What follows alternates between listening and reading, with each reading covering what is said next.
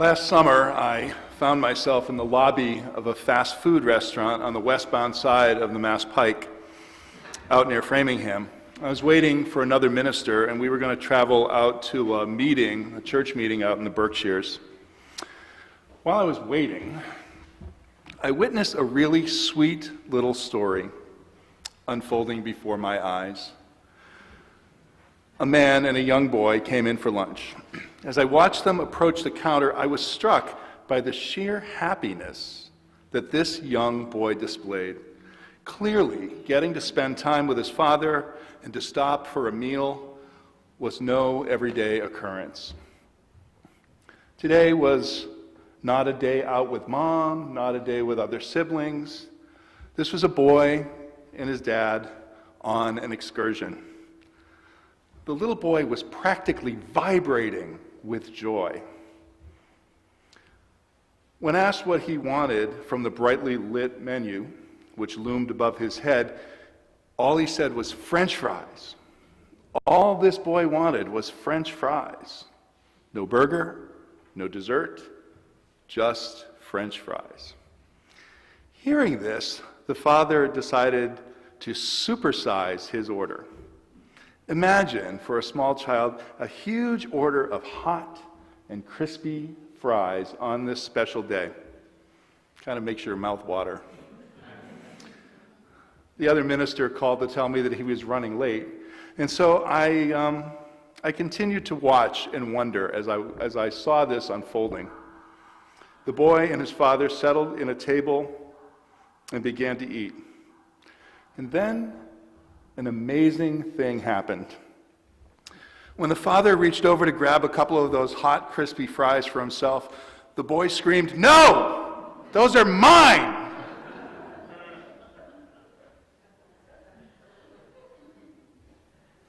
I was a little shocked, probably not as shocked as the father. What the child had failed to grasp here was that at this stage of his young life, his parents were and had always been the source of all that he had. This child was clearly not clear on this concept. I'm not sure what happened after that. The father suddenly dropped his voice to a low whisper. My only hope is that this became for the child a teachable moment.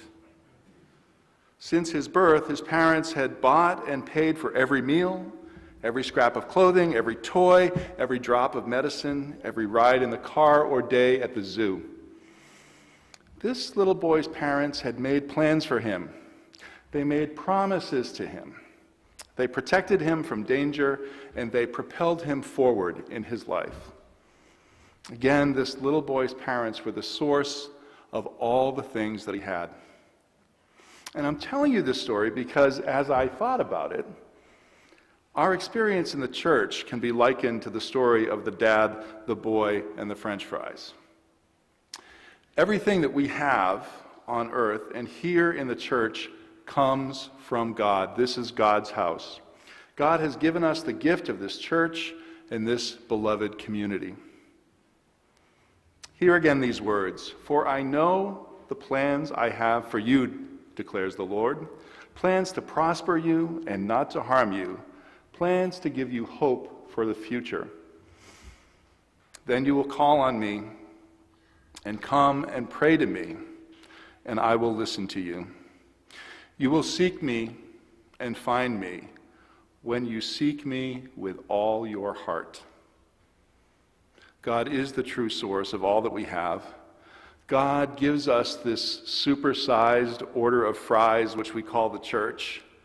And God doesn't ask for much, but we need to respond with gratitude, in faith and service, with our time, our talent, and our treasure.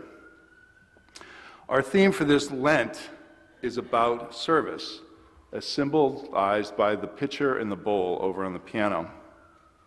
At the end of today's worship, after we have been nourished at the table of the holy banquet, you'll be invited to bring your regular offerings forward and to bring your pledge card indicating your financial commitment to the church for the year.